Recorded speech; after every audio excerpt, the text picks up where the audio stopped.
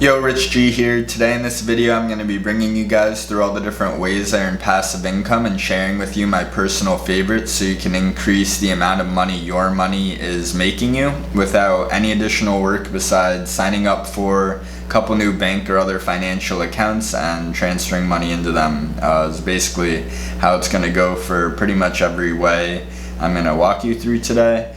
Before we get started, if you're new here, first of all, welcome.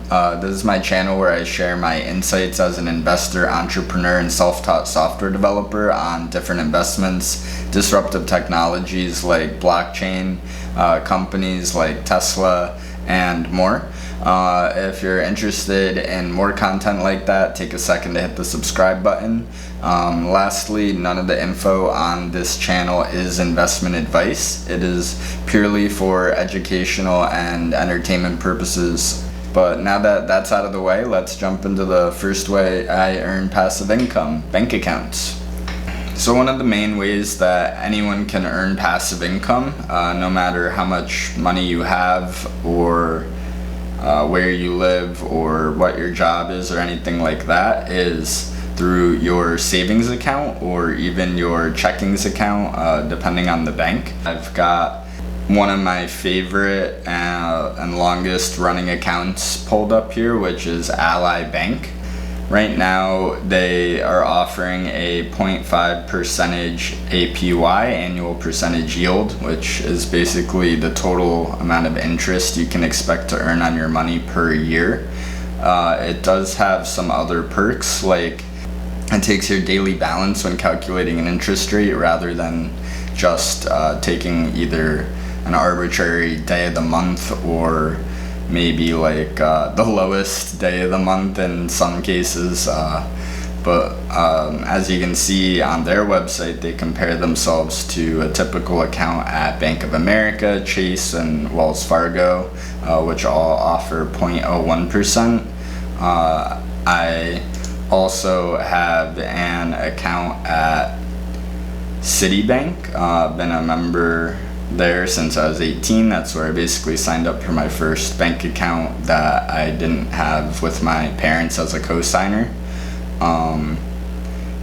They have a few different banking tiers, and the one I'm a member of is the Citibank account package, which you'll see sort of requires the highest monthly service fee of $25 or maintaining a combined average monthly balance of 10 grand. So basically, just to not get charged money to have this account, I need to have $10,000 in there, or it's going to charge me $25. Very much not a fan of that. I am actually in the process of switching to a new bank account, which is later in this video, so stick around to find out. But Citibank is basically equivalent with their rates, even at that max package that I have that I just showed you, the Citibank account package. The standard interest rate, if you have even $1 million or more in this bank account, is 0.13%. So as we saw on the Ally page, that's higher than these accounts, but that's for someone with over $1 million. But anywhere less than 25,000, they won't charge you the monthly service fee, but the interest rate is only 0.04%. It's a little bit better than Chase or Bank of America or Wells Fargo in this example, but it's still much less than Ally. You might be wondering why I have accounts at both, and the answer is sort of liquidity. You can withdraw from Ally debit cards essentially at ATMs, but I actually don't even have one of those cards because I use Ally as like a long-term savings account. That's kind of out of the scope of this video, but essentially Ally doesn't allow me to get my money in and out of it as easily as Citibank, and that's why I have both. So Ally like when I first signed up, had a much higher APY, and it's been coming down, which is part of the reason I started looking for new accounts recently. I try and periodically review my account's interest and what other options are out there and what has, you know, sign-on bonuses or whatever. But so Ally is one, and that's a 0.5% APY in addition to Citibank at basically 0.01, like these other banks here. Although it does have potential if I store a lot of money there to be higher, it still is less than my Ally account. So Ally is also nice because it has no minimum deposit and basically no fees for having an account or anything like that. They actually recently reduced frequent transaction fees, which was one of the main reasons I can't keep all my money there, because if you move money in and out more than like 5 times a month, it would charge you $10. So they just stopped doing that, thankfully. But 0.5 is pretty good. Still not my highest way I'm earning passive income, but one of the foundations to my strategy. I signed up for Wealthfront recently in my hunt to get a better rate. I was interested because my checking account at Citi has a 0% interest. It's only the savings account that earns anything at all. And Wealthfront actually has a interest-bearing checkings account. So I started looking into that, although I ended up not being as impressed as I thought I would. It's a 0.1%, so while it is better than earning nothing, it's still very little, and I didn't find very good ATM access for Wealthfront either. That's one reason that I basically opened and closed my Wealthfront account, but then I opened my SOFI account. So this is another financial company. Maybe you're not familiar with it. I recently did a video covering their SPAC listing on the NASDAQ. Here's a link to that video if you missed it or want to learn more about SOFI than I'm going to cover in this video. But one of the services that SOFI offers in addition to investing is banking, and so they have a 0.25% APY on their checking account. So as we just saw, Wealthfront only had a 0.1% APY on their checking account. SOFI actually only does as well, but if you have a direct deposit of at least $500 a month, so if you transfer your paycheck basically directly from your employer into SOFI and it's over $500 a month, they bump your APY up on that account to 0.25%. So that I'm really happy with. I literally just signed up for this account and haven't even gotten the welcome bonus yet from my direct deposit because it hasn't fully processed. But you know, that was great. It basically get a free $100 and start earning 0.25% interest on my checking account going forward. And also SOFI, like I said, has other services that it's directly integrated with, like investing in stocks and cryptocurrencies and loans and credit cards, which I'll actually be talking about in a moment. This is one I highly recommend. I just signed up for it as opposed to Ally and Citi and Wealthfront, which I sort of had before. This is one of my latest picks. I'm in the process right now of moving all my money for checking purposes at least into SOFI. Yeah. That pretty much covers all the ways that I earn passive income from bank accounts. Next, I'd like to talk about credit cards. So I actually have a credit card with Citibank for a long time, the Citi Double Cash card that I'm a big fan of. It's basically 1.9% interest. It's almost 2%, which is why it's called the double cash, but if you read the fine print, it's not quite.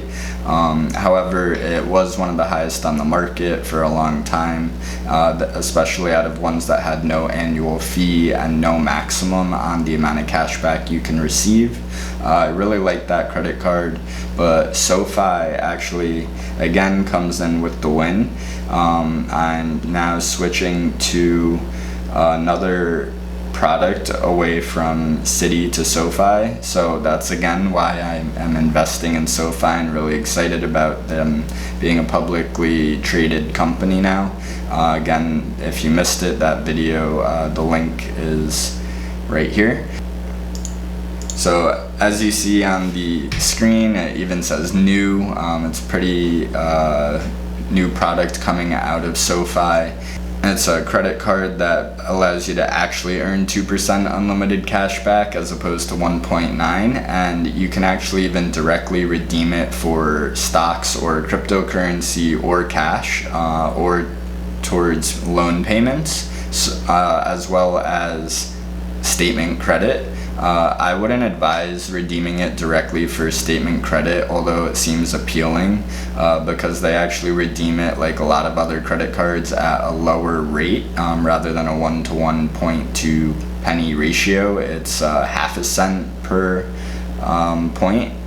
So I would always redeem it directly to your bank account for cash, and then if you need to, use the cash in your bank account to pay the credit card. It's the same thing, but you'll get basically twice as much for it. So that's 2% of passive income if you want to think about it like that, because I use it to pay my bills and only for spending that I would have done regardless of whether I bought it with a debit card or cash or a different credit card. So earning 2 pennies back on every single dollar I spend with this card is really nice. And then additionally, I can use that money that I'm receiving from it if I choose, and actually easily and quickly invest it as well, rather than having to redeem it to a bank account and then transfer it to an investment account and then buy stocks or crypto with it, like I actually have been doing for a long time. So I'm really excited about it. I actually just got my SOFI credit card in the mail today and activated that, so I haven't even used it yet. As you guys can tell, I'm really enamored right now with a lot of things that SOFI is doing. But yeah, so credit cards in general are another way you can earn passive income, as long as you only buy things that you were planning on buying to begin with, as long as you pay the balance off in full each month and never pay interest. I tend to avoid credit cards that have annual membership fees as well, and then go for the highest cash back possible, basically, that you can. So I have I think 6 credit cards right now, 2 American Express, 2 MasterCards, Discover, and a Visa. All my credit cards at a certain point in time were appealing for the sign-on bonus and the rewards that they offered, as well as having no annual membership.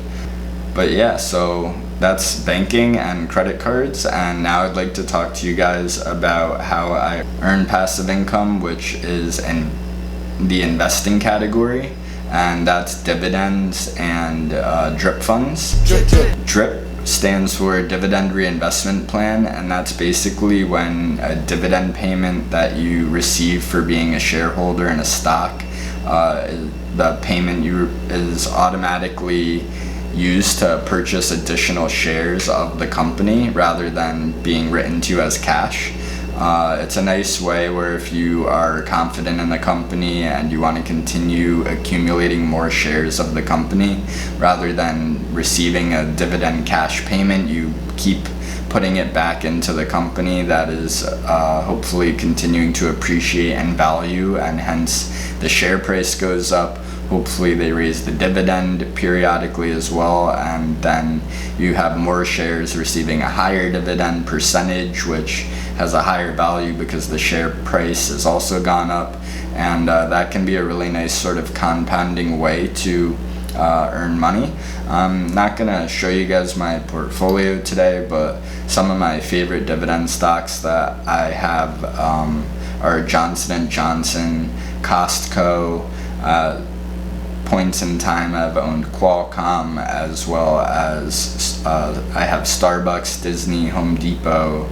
But yeah, so dividend stocks can be a great way, and using drip funds actually prevents you from technically earning passive income from what would otherwise be periodic cash payments, either quarterly or annually, or on special disbursements.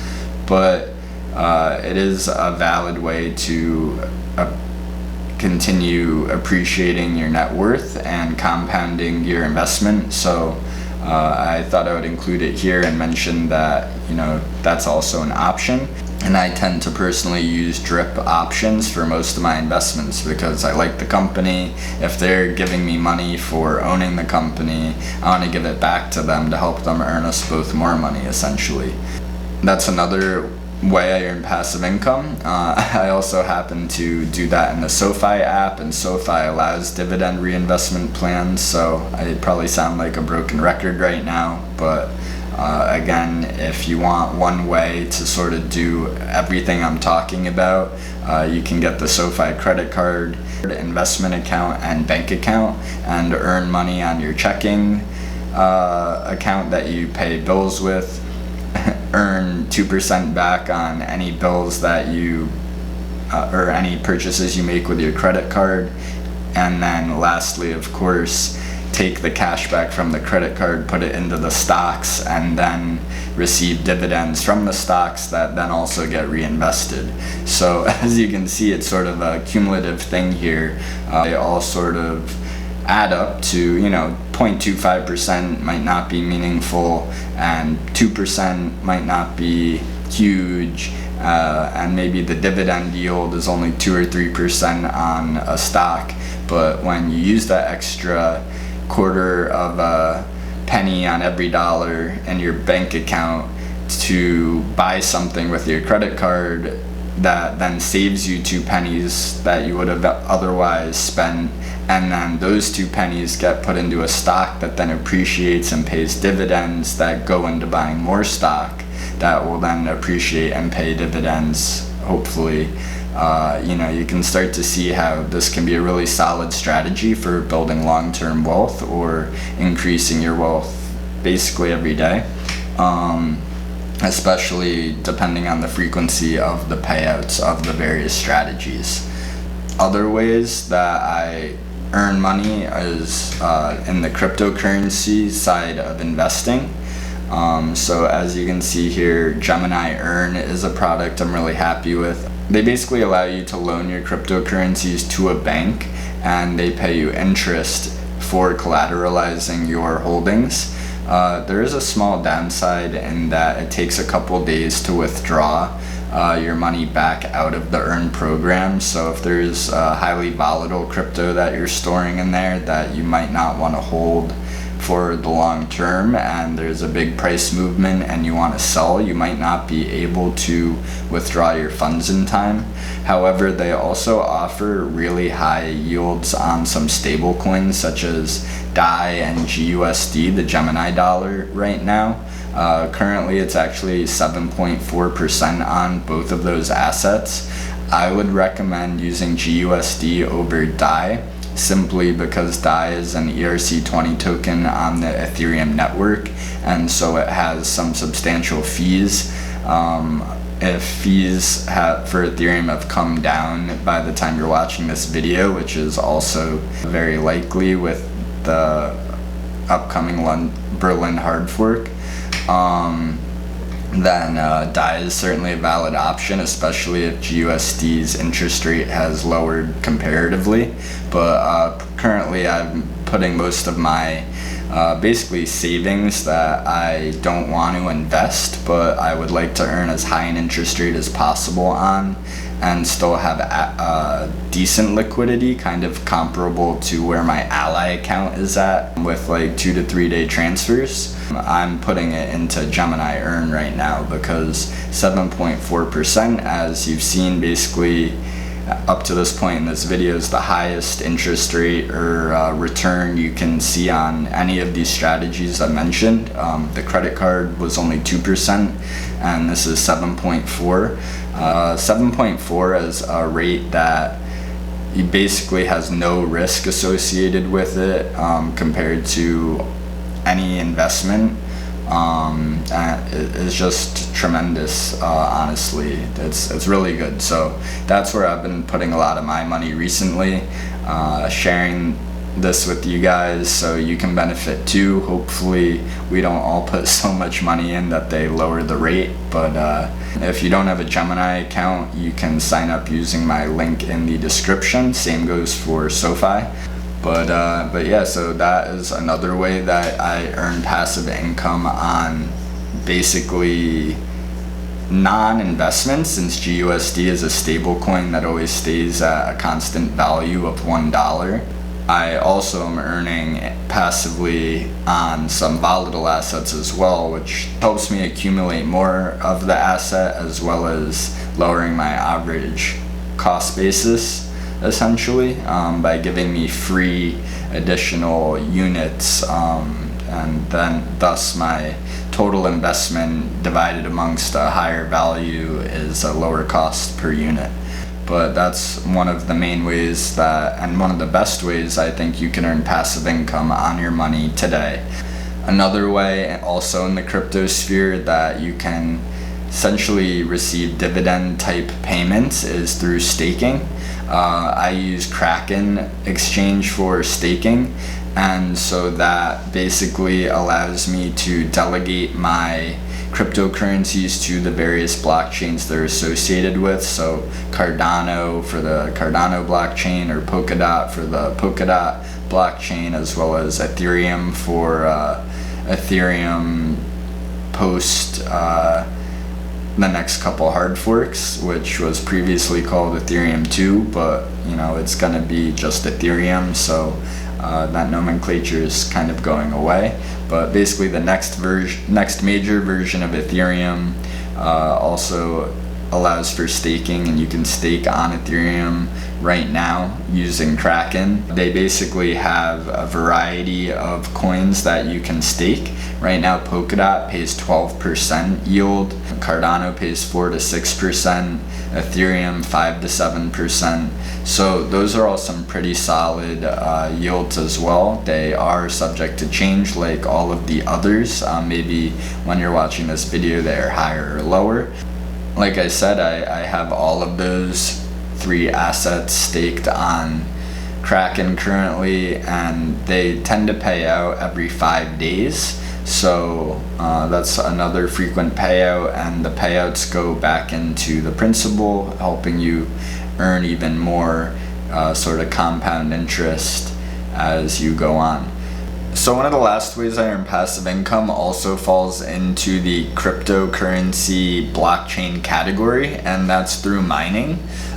So you can mine cryptocurrencies pretty easily, especially if you have a decent graphics card and CPU. The CPU is not nearly as important, although there is mining on CPUs nowadays. You can actually basically mine on any device. However, the return is extremely negligible if you have hardware that's not as powerful.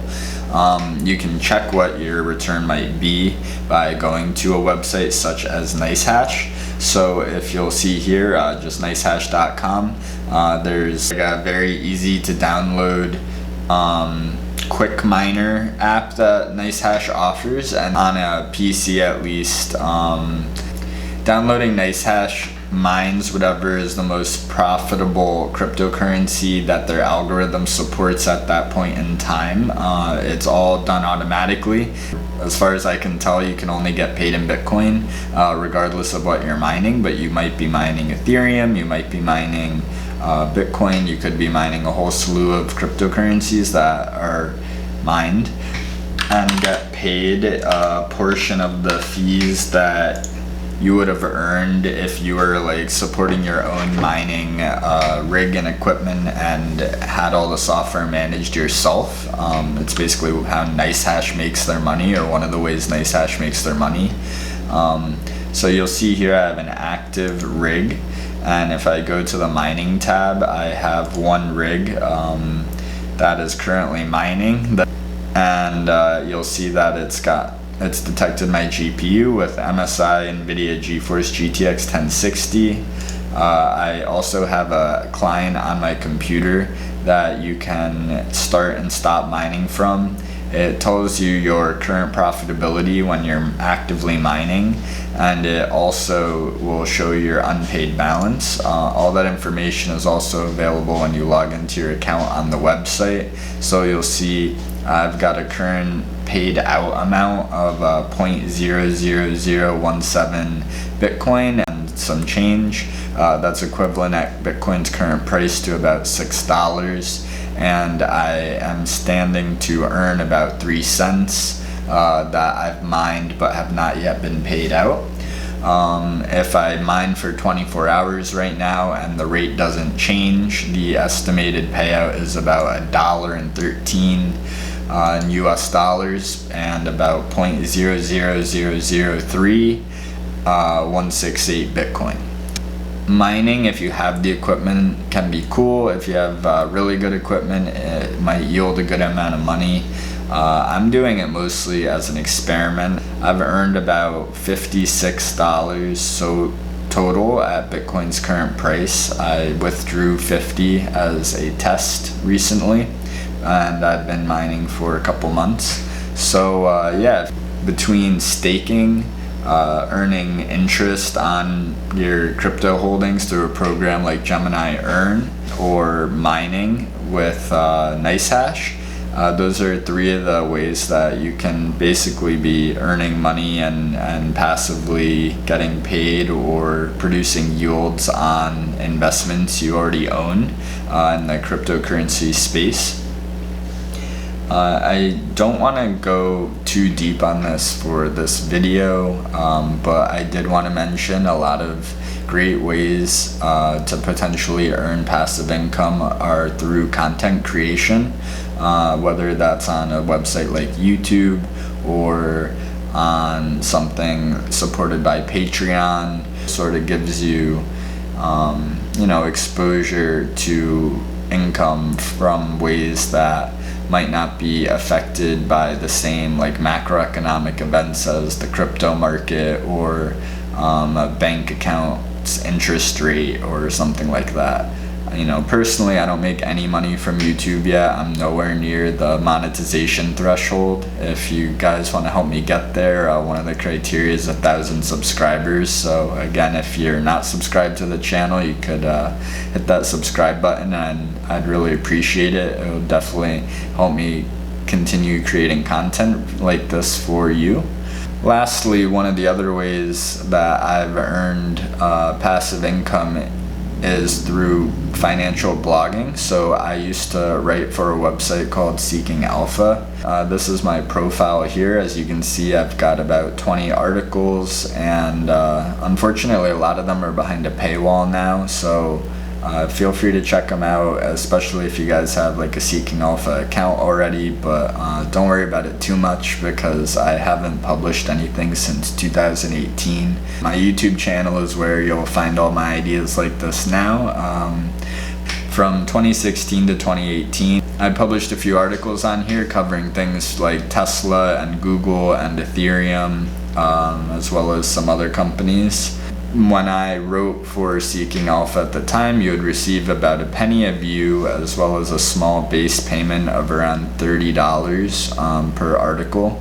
And so that was a really cool way to earn passive income. Even though I stopped writing articles on Seeking Alpha in 2018, I did receive like another $100 payment like 18 months after I stopped writing my last article on this website. I was still earning me money. And so, you know, I definitely encourage you guys to share your own content, whether it be on a blog platform like Seeking Alpha, or on a website like YouTube, or really anywhere that you guys are inspired to. And, you know, who knows, maybe someday it could be an income source as well. And once a video or a song or a book is out there, you don't have to really do any additional work to keep seeing those paychecks, whether they're large or small. It's still a nice way to diversify, and another incentive to create content for your friends, family, and you know, people who might discover it on the internet. That's basically the summary of the banking, credit card, investing, both through stocks and cryptocurrencies, and content creation are the main ways that I would encourage someone to generate passive income. Let me know your favorite. Let me know which ones you're already doing.